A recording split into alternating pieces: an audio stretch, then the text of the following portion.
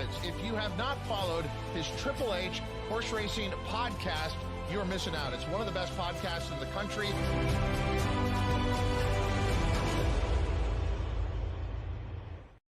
Good evening and welcome to the HHH Racing Podcast Show. Great Race Plays featuring the late pick fours at the Great Race Place, Santa Anita, this Sunday. As always, thanks very much for watching. I am your proud host, Howard Krabs, along with co-hosts Pete Visco and Paul Allen, as we are going to be discussing, like I said, our usual sequence, the late pick four on Sunday. And this week, it has two grade stakes. We welcome everyone watching live right now on YouTube, and especially our great friends on the West Coast watching and listening live on X or the Santa Anita YouTube channel. If you are watching on Santa Anita's X handle or the HHH Racing Podcast X handle, switch over to our YouTube channel. Go to YouTube, hhhracingpodcast.com.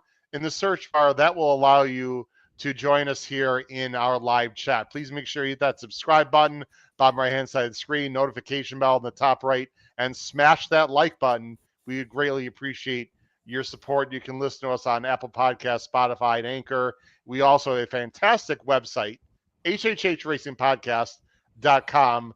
Please check that out. We'll talk about the tip sheet, gentlemen, in just a little bit. Very quickly, guys, again, we want to send out our thoughts to everyone in the LA area. None of us live in LA. I can't imagine, Pete and Paul, what it's like. It's easy for us to turn the page and start talking about horse racing again. It is much more difficult for literally thousands of people that have lost their homes. And unfortunately, a few dozen as have now lost their lives, Pete and Paul. So again, thoughts to everyone out in the LA area. Paul and Pete, I'll let you just give any thoughts you have very quickly about the situation as racing started at Santa Anita today, thankfully Thursday, and we'll race through Monday for the holiday. Paul? Well, I'll tell you how when it, it hits home when you see the horrific videos, but when when it really hit home, we had a wonderful night at the Breeders' Cup in 2023. In fact, I did the show live from the National Turf Riders Awards dinner. I was with our good friends Matt Miller and Bob Mullins. I believe Mr. Miller stuck his head in to torture you a few times over the course of the show. But that was a night, of course, the Team Cody's Wish got the Mr. Fitz Award, and Cody was there. And that venue we were at, the Altadena Town and Country Club, burned to the ground in this thing. So, granted, it was over a year ago, but the point is, you think of, beautiful venue, country club, beautiful function room, and then you go online. I was actually curious when I heard it seemed as if Altadena, which of course is next to Pasadena, was hit very hard. And I was kind of curious, so I Googled it, and some CBS cameraman, God love him, at night drove right up into the grounds of the country club as it was burning down and had some, horrifying video. So that's what it especially hit home for me. So yeah, right on target. You just got to say a prayer that for obviously the people who died, but the people who lost everything, some of them without insurance. There are those horror stories out there, and we just got to hope that they get the benefits they need and they're resilient as they need to be. Pete, whenever there's tragedy, one of my first thoughts, other than the obvious, condolences, etc., is just what can we learn from this, right? I mean, and we're not going to certainly get into any of the nonsense politics that people brought up, but let's just hope that some good has come out of this, and then when they rebuild, this will never happen again. Yeah, I mean, that's all you can hope for. Instead of everything, like you said, we don't get into that stuff here, but instead of politicizing these things and looking at it with with a non-judgmental tone and a non-political view, and look at it for solutions and future changes that could be made. And again, you just wish the best for everyone. I mean, it's hard to comprehend losing everything like that in an instance, and I can't even imagine. So our thoughts are with everyone for sure, and hopefully we can bring them a little respite for a few minutes here and there. There you go.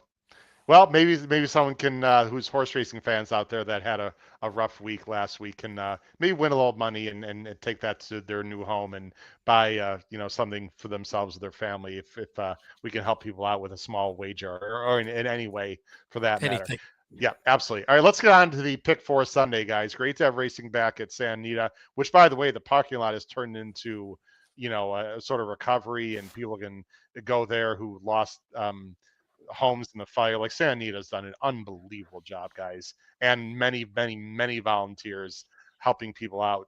So the grounds itself has turned into a bit of a recovery place for everyone. So that's great too. Now, late pick 4, 2 stake races. We covered 2 of these 4 races already last week, but we'll cover them again. They did redraw. They redrew the races, so the post positions are different. Let's jump right in, guys. The late pick 4 on Sunday will start with a stake race, which is cool. It is the La Cañada. It is race 8. It starts at 3:07 local on the West Coast. That'll be 6:07 approximately on the East Coast. It's a small but good field of fillies and mares, mile to 16, 4-year-olds and up, field of 6. There are 3 very heavily bet horses, but I got to be honest, guys. I think 2 are going to take the main bulk of the money. The rail horse, number 1, Alpha Bella, 9-5 for Sadler and Pratt. And the number 6, a very talented up-and-coming forward filly, Cavalieri for Baffert and JJ Hernandez. Let's go ahead right now and see who the 3 of us are going with in the opening leg. Not too much of a surprise. We're going to chalk it out here. I'm going 6-1-3. Paul's going 6-1-2. Pete is going 6-1-4. Paul, we're all going with Cavalieri. This horse has only 2 lifetime starts, but right now looks like she could be anything and gets a very comfy outside post where she can either go to the lead or stalk someone else. Yeah, I think there's not a lot to talk about. We could talk about some betting theory, and if you're playing a caveman ticket, please don't use both of these horses. That's a public service announcement brought to you by A Better Way of Thinking. Okay. Yeah, I think you got to pick one. I'd rather have the outside post. And the other thing about it, Howard, is, this Alpha Bella is much more of a turf horse by stats, by wins. The 2 recent dirt races on the West Coast were fine, but second and second. This was an East Coast turf horse that they sent west to Mr. Sadler. It will take money because of Pratt, and obviously the 6 is going to take money. So you got to pick one of them, and I went with the Baffert on the outside. I did also, Pete, and this is a tricky situation for Alpha Bella. Now you've got Flavien Prat, who's probably going to win the Eclipse Award for 24, so it's not like he doesn't know what to do. But this horse is clearly not as fast early as Cavalieri, but gets blinkers on and the rail. So you've got to send with this horse because you got to stay within touch of Cavalieri. But then you don't want to use up too much energy. So I think this is a bit of a tricky spot. I'm assuming Sadler and Pratt would have loved to be outside of Cavalieri, but being inside, I think makes it a little more tricky, Pete, in my opinion. Yeah, and if you have that though, at least you have Pratt to figure that all out, which isn't a bad thing.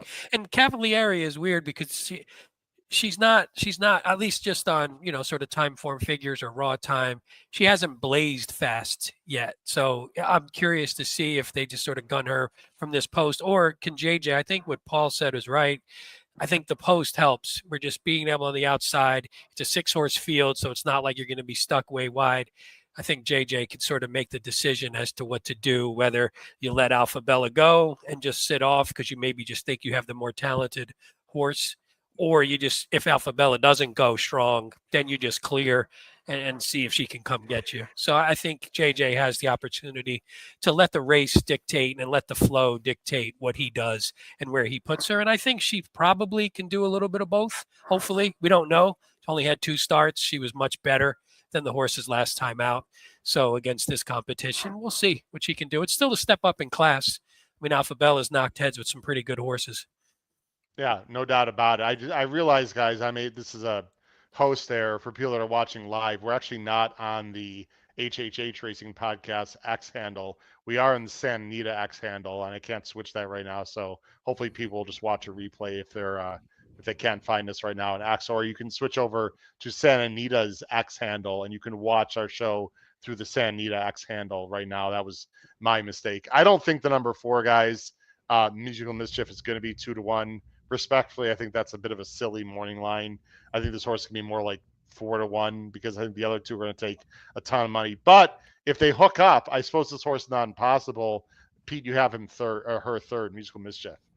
Yeah, the one thing I liked was I thought last time the combination of the muddy track, and I think she was maybe a little bit closer to a fast pace than she probably liked. And I think, like you said here, if the other two go, she could maybe sit a better trip. And if nothing else, if one of the two on the lead sort of wears down, she can come up for second. But yeah, I agree. Even just now, I hadn't really looked at the odds since from handicapping. So seeing her at 2-1 sort of threw me a bit. I thought that was a little lower than I expected, but I agree with you. I think the other two will just take the majority of the money by far. There's a 7-year-old Shea Vasora for D'Amato. Chatalis is in here. If there wasn't as much speed in this race, I could see myself being a bit interested in Chatalis, but guys, not in this situation. It's pretty much 6-1, 1-6 to the hoop. I think we're all thinking that this race is going to be pretty chalky. Let's move on to the next leg. The next leg is another stake that we actually talked about last week, but with the redraw. And I think there's maybe 1 or 2 new horses. I can't recall. We do need to get into the Las Cienegas, and there's our picks on the bottom of the screen. This is a grade 3. Whoops, let me bring it up right here. This is a grade 3 going down the hill. Love the down the hill races. Rails are out just a bit, 10 feet. I don't think that will affect too much. It's also leg 2 of a very special bet, guys, that I want to just promote very quickly because this has turned into one of my favorite bets at any track, and it is the all turf pick 3. It's a lot of fun. It's 3 legs. It's a $3 base bet. Let's find out more about Santa Anita's all turf pick 3. Play the Santa Anita All Turf Pick 3. The last 3 turf races on the card. $3 minimum. Player friendly 15% takeout. Every race day at Santa Anita Park. Guys, I think that if you get one price in this all turf pick 3, you can get paid. Paul, do you play the $3 all turf pick 3 at Santa Anita or other locales? Yes, I of course started at Keeneland, the brainchild of our good friend Mr. Jim Goodman, and Yes. I do gravitate toward the bet for a couple of the obvious reasons. The base bet being higher, and we all like playing turf races, and usually they're decent sized fields. And as you say, you got to make some decisions. Even with only 3 legs, it adds up. You go 3 by 3 by 3, all of a sudden you got an $81 ticket. So No doubt. yeah, I like the bet very much. I'm going 9-1. Paul, you're going 2-6-1, and Pete is going 6-1. So Pete and Paul are going with the same 3. I think there's an interesting horse on the outside. Paul, talk about Nadette, who is 10-1 morning line, which really surprised me. I thought that was a very high. I think she's going to be much lower than that. This is a very honest 6-year-old mare. Neil Drysdale, Juan Hernandez, one of the best jockeys out in California or anywhere in the country for that matter, especially on the turf. If you get 10-1, and Paul's got this horse second, and Pete's got this horse second, as do I'd be licking my chops. I mean, I'd switch my pick if Nadette is 10-1. Yeah, I'm very happy to see my 2 esteemed colleagues. When you pick the horses I like, you're esteemed colleagues. When not, you're something else. Yeah, and look at the horses walked the last 3 races. Early. Closed very much at Woodbine in a good field, but I think has run against some good horses. I have to be thinking and betting that she's going to be ridden more aggressively by Hernandez, even though it's a cutback. Yeah, I think there's a lot to like here. It's funny how when you said that these horses were in the card last week, this is to show you. It's a long week, but I'm handicapping the races, and I find myself going. I said, "Gee, I thought I picked this horse last week. Let me go to the scratch board.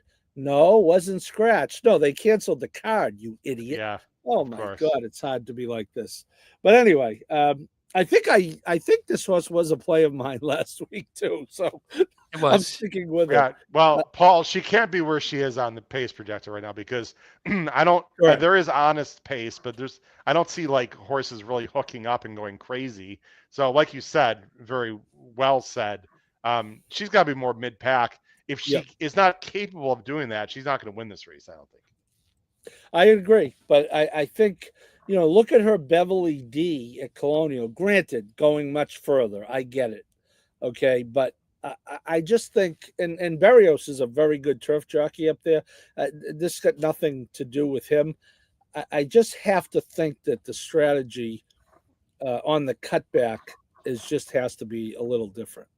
I would hope so. She's only been the distance once, so we'll see with Nadette. Pete, Wait, you're can gonna I go. say one thing? I'm Please. looking the odds. She was 9-2 morning line last week, which is funny because it's basically the same field. So it's odd that the morning line would change that That's much. Like interesting. Tupi, you're looking at there. Tupi was 5-2 last week and is 8-5 morning line here. But Tupi, and so I don't know. There's some big swings for a race that is all the main players are still in it. So that was odd to me. I don't want to speak out of turn here. Perhaps someone different did the morning line this week and not. It could be. No, it I definitely don't could know. be. I'm It's sorry just that weird. I don't have that intel, but that really doesn't make any sense. So I don't. That'd be my only logic there. But Tupi is 8-5 morning line.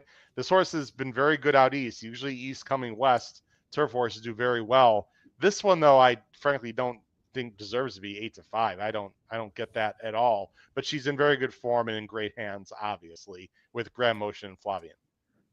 Yeah, and anytime you can get Flavian, and what we talked about a little bit last week for this race was you tend to like experience and positive experience going down the hill. And Tupi's only done it once, but it was 2 back where, she had her lifetime time form top, lifetime buyer top with Pratt going this configuration. So that bodes well. Maybe that's the reason. The 8-5 surprised me. This is the first time I'm seeing the odds, so that definitely surprised me. But I know we're going to talk about your horse in a second. I actually switched to Tupi from Miss Lizzie to when I was handicapping yesterday for a couple of reasons that we'll get to when we talk about Miss Lizzie. But the 8-5 is definitely a little much for me. And the Nadette at 10, that's crazy. I think you have to play that horse just on back class at odds like that.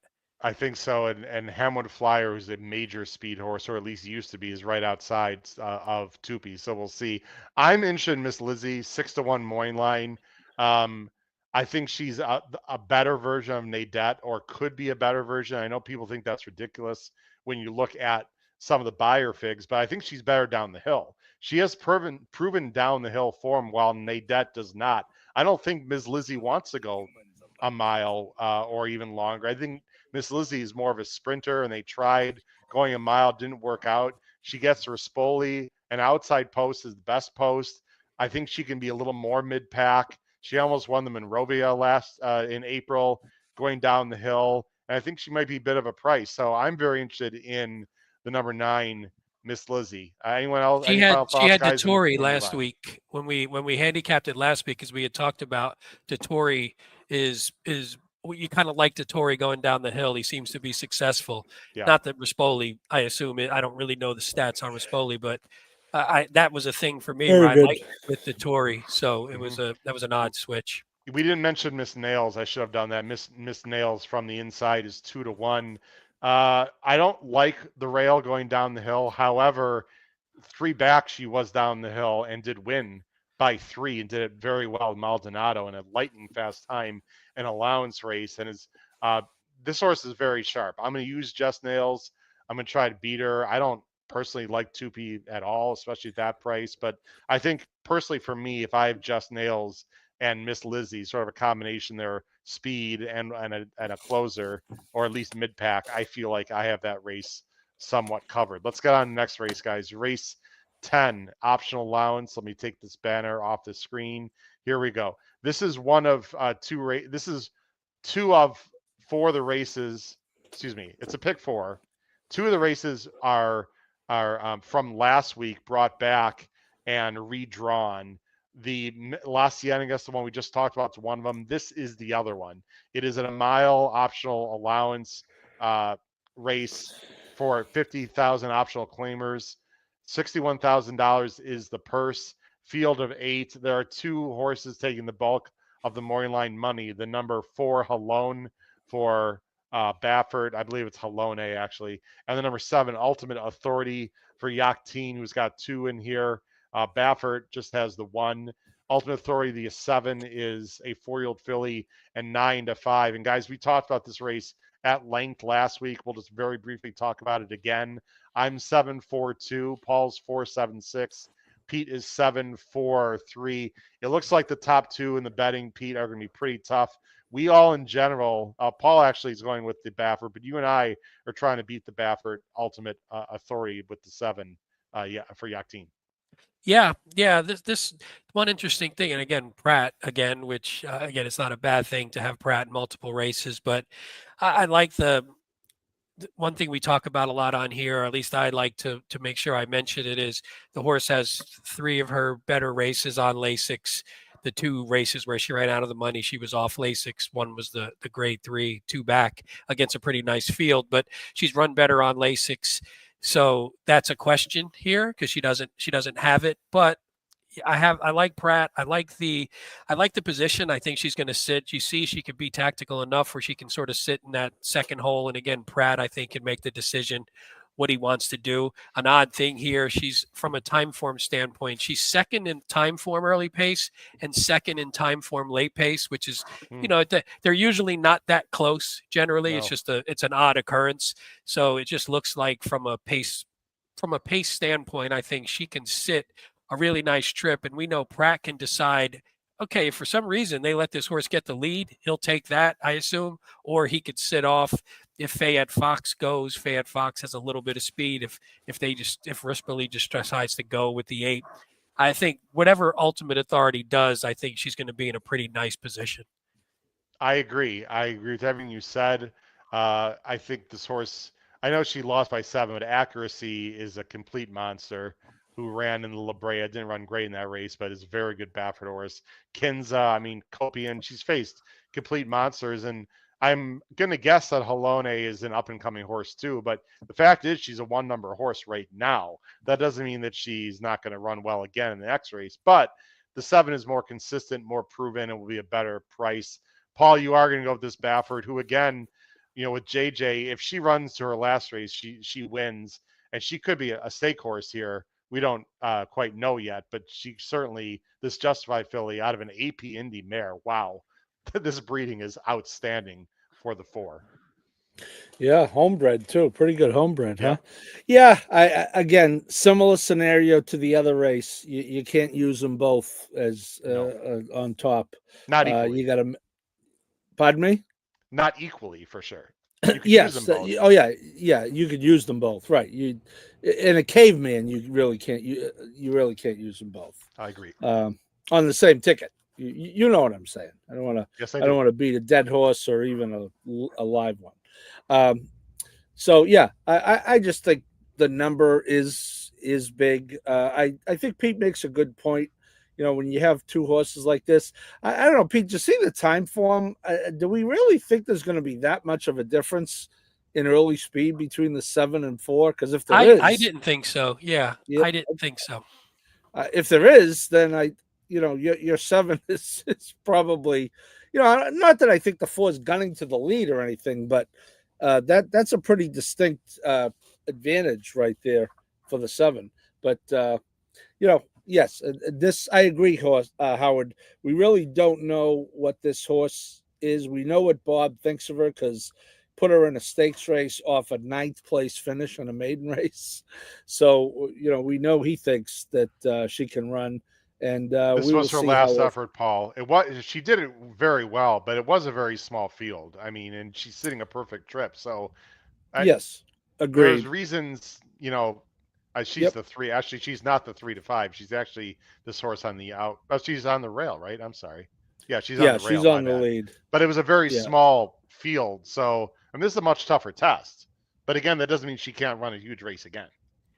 Yeah, and again, it's a horse you're not betting to win at gunpoint, right? But we're talking about a horizontal sequence here, and Right. I think using horses like this, you're going to have to be aggressive in this sequence as far as your base play and whom you're using, because if Halone wins and the other one we talked about, If either Alpha Bella or Cavalieri Cavalieri win, and Yeah. then one of these two win, you're it can't pretty- pay. It's pretty small. Yeah. So what? The good thing is there is no statute in California forcing you to play it for 50 cents. I looked it up. There is not. That's what I'd recommend. I do press up sometimes. I think this is definitely a press up sequence. Yeah, absolutely. You go Matt Miller style. You go with your gut. Well, Play it for $3 or $4. You can get a price in this last race, by the way, which we're gonna bring up, and you can get paid, but you have to be a little more skinny, I think, in this pick 4 sequence. It's also the second leg of the $5 late double as well, and it's the last leg of the $3 late pick 3 as well. So a lot of great bets, a lot of options for Santa Anita's wagering menu. Let's go to it, guys. The last race. Now this race is tough. Race 11, 4:37 p.m. Eastern. Main special weight, newly turned 3-year-old colts or geldings, California bred, going a mile on the turf. This is a field of 11. Now there is a pretty big morning line favorite here in the number 4. Fairly Fond of You for Glatt and Pratt, a first-time starter who is 6-5 morning line. Wow, you do not see that in this size of field too often, especially on turf. So that means the workout reports must be very good, and there might be some inside intel here. Let's see where we're going in the last race. I don't know about you guys. This is the first time I'm actually seeing morning lines as we speak right now. I'm 487. Paul's 684. Pete is 411.6. Pete, congratulations. We snuffed out the 6-5 morning line favorite. Wow. Yeah, what a shock. Amazing. Yeah, huh? what a Yeah. shock. Let's pick Pratt again. Yeah. Well, let's go to someone who was more creative, because Paul was poking around with no poking around. The number 6 for Hess and Maldonado, 8-1 morning line, Paul. Very juicy. What do you like about no poking around the 3-year-old gelding? Well, it was kind of good news, bad news for the 6. He adds Lasix and loses testes as a first-time gelding. Interesting. By the way, I think you picked 2 horses who have the double move. First time double N, no nuts. Well, I think so. I think you picked 2 of those. So that's I didn't realize that. We're going to call you that from now on. No that's testes. That's going to be your new nickname. Apparently that's my angle, Pete. I didn't know that. I'll be honest with you. I'd ask more information as to why, but I don't think that's a different show. So, Paul, why don't you throw out the horse right now? Which aptly named, by the way, no poking around. If you, anyway. Yes. I think, Pete, and time form, I hope, is right in this case. I think this horse has a chance to wire this field. Yep. And time form thinks the horse is going to be ahead by quite a bit early. Look at Look at absolutely. that. That's the basis of my play, Howard. I did certainly was price hunting. As you noted, this is the race that you could get a price. So I was price hunting. I did have the morning lines because I got off to a late start with this. But I just think Maldonado is aggressive. I like in all seriousness, the karma moves, we call them, things that have changed. So the addition of Lasix, first-time geldings often run well. The horse has a good turf breeding. This is a turf race. And I'll be honest with you, Howard, I'm especially at 6-5, I'm against the 4 here. Mr. Big with turf rooters is 9%, with first-time starters is 13%. Glatt, first-time starters, maidens on turf is 7%. If you stretch it out to a root, it goes to 8%. I get it. It's Pratt, and as you said, there must be a lot of buzz around this horse, and I might get stuffed on it, but I want to try to get a price home here if this horse is going to be 6-5. I saw the same stats, Paul, and I hear you. And that usually would dissuade me from taking this horse, and I would assume it would especially dissuade Pete. But the workouts are good. This is a half to Run a Mile in My Shoes, who, won 180,000. I mean, this was an honest Calbred, nothing special there. But Gritty Girl was an okay turf horse as well. I just think the board's going to tell here. With Pratt on, Pete, that obviously matters to me. I don't think there's much in this race. I think this horse is very well meant. Again, I'm very curious to see the workout report. I understand sometimes the synthetic, it gets a little quick there like it does at Gulfstream and whatnot. But, I mean, geez, 47 and 2 handily, 59 and change, a minute and change. This horse must be a looker. I mean, there's no way. There's track intel here. There has to be. That doesn't mean that he's going to win, though. But this horse looks extremely live here. Yeah, and I didn't. Again, yeah, handicapping. I assumed he would be the favorite, but I didn't expect necessarily 6-5, just because there were some of those stats. I mean, the Glatt Pratt combination in general is pretty strong. 27% wins, 62% in the money on turf, and they've actually won 3 out of their last 4 together on turf, just that combination. But yeah, just from a breeding standpoint, it wasn't great. And like Paul said, 4 for 64 I had first time starters just on turf in general for Glatt. So it's not necessarily not great. His strength. Yeah. Not great, but a good spot. Number 8, Uncle Evco. I've got this one second. It's a default second. I'm not a huge fan of these kind of horses that are 0 for 4, but does put the blinkers on, is by far the best horse that's run, at least that I could find.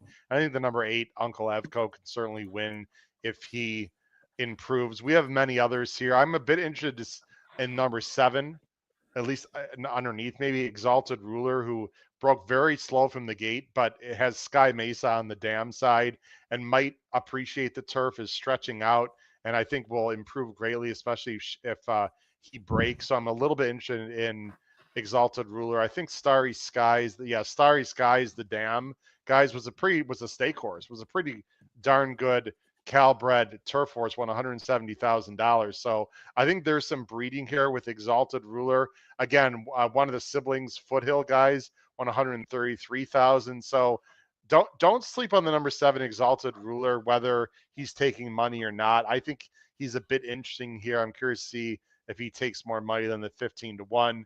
We've got others. Pete's got the 11 mixed in along with the 6. You want to quickly talk about this 20-1 bomb you have, Pete, in second, then we'll wrap up the show. Yeah, there was a couple things. Again, the 20-1 was pretty high. I was happy when I just saw that. A couple things I liked. You see, the debut was awful. So in the second start, they moved the horse to turf, goes off 105-1. And if you watch the replay, which I did, I just wanted to see what happened because there was a pretty quick pace. And it's not that you need to show. It's just the horse got got It's also the no poking around race, though, too. So let me show a little bit because that's Paul's top pick. So go ahead and watch. The 6 is Paul's top pick, no poking around. And your horse is the 12. 12, yeah. Who breaks just basically in the back. And the one thing I liked was he had horse late and he got shut off like twice. He wasn't winning the race or anything, don't get me wrong, but he got shut off twice in the lane. And I just thought he showed some kick. And part of it was maybe just, hey, we put this horse on the turf. And yeah, if you look at it right here in the blue and white, trying to find the blue and white. So right here, he sort of, see he's turning his head. And then even now he makes another move. And I forget, the 9 maybe comes over, who was dying in his face. And then watch, he outkicks the 6, who's no poking around. So I looked at that and thought, this isn't the greatest of fields. If this horse improves and can get a little bit of a cleaner trip, and now you're adding Lasix for the first time. Yeah, I mean, I don't know if he even tried at that point, but not much of a job out, but understood. Yep. Yeah, he had a little trouble in the stretch. It was a fast pace. I would just caution people that this isn't a fast pace on paper. Right. For sure. So that might not set up well, but that was also his first time going around 2 turns. And I also had on turf. I had him more as like a nice underneath. Yeah, I just think him more underneath, especially with although it was funny. Papa Pedrowu, 0 for 19 wins, 1 for 19 in the money. You love these, I know. 3rd time starter in state bred races. So that was disheartening a bit. But I was like, for an underneath play, a 20, especially if you could somehow beat the favorite I- in that. And like I think when we get to it, I have this horse as a. I think I might have a tri-key box as one of my plays with this horse just for funsies. Second family, Candy Ride, Artie Schiller. This horse is meant to be a decent horse, so we'll see. I like that. That could be a nice underneath horse, I think. Yeah, that's To what I'm use thinking. at a price. Let's go and look at our best bets. We'll just read them off here. Paul's going to go in race 9. You guys can expound for a little bit if you'd like.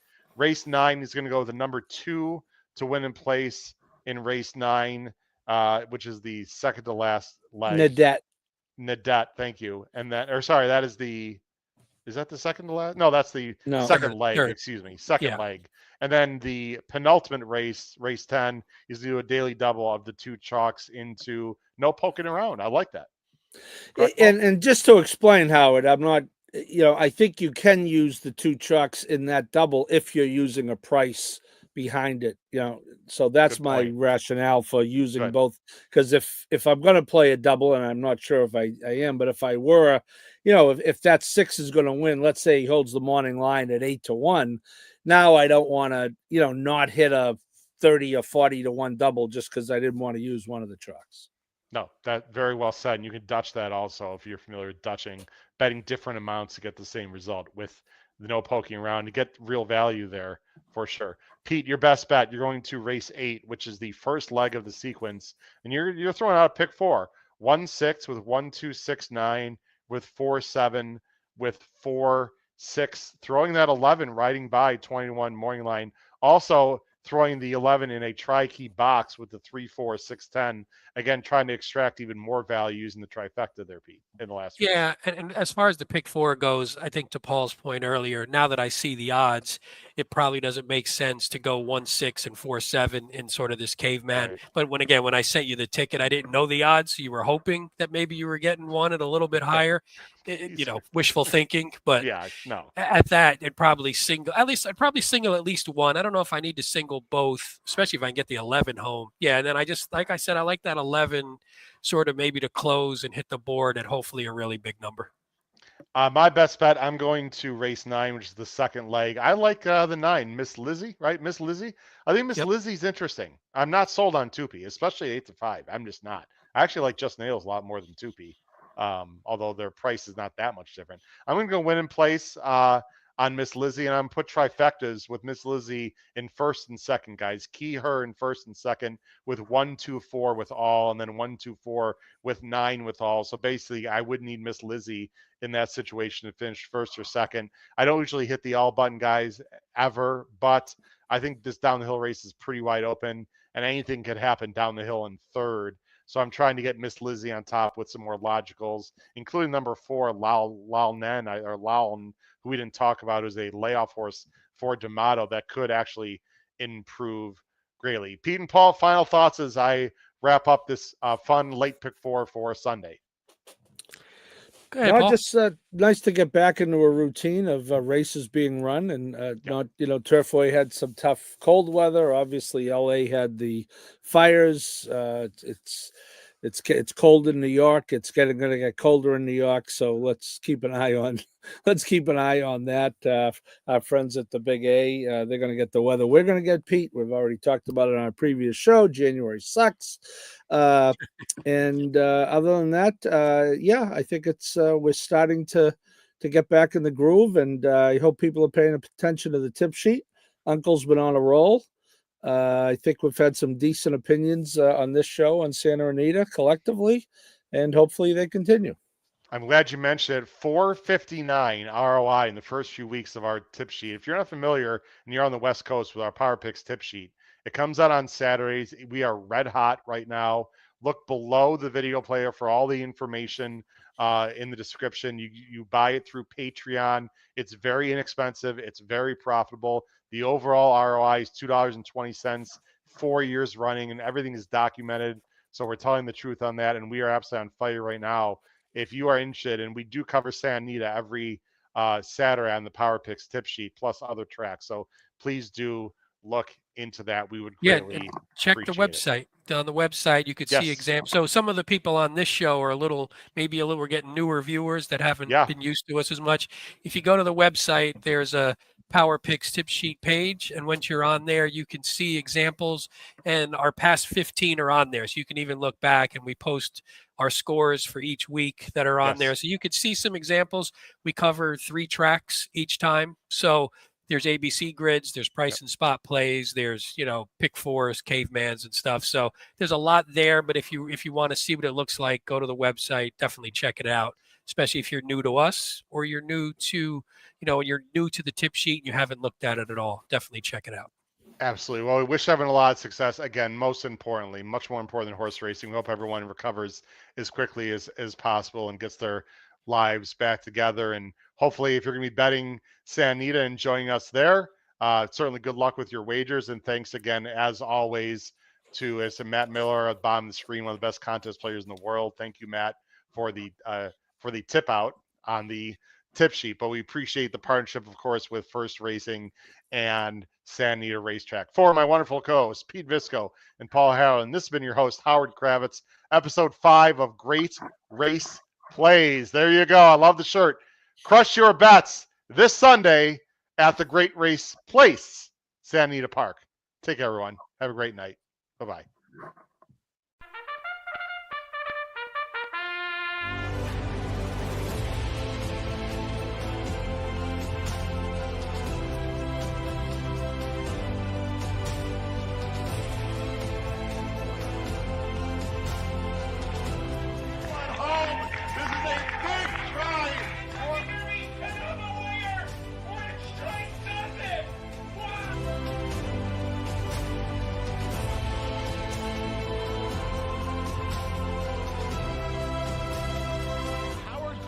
If you have not followed his Triple H Horse Racing podcast, you're missing out. It's one of the best podcasts in the country.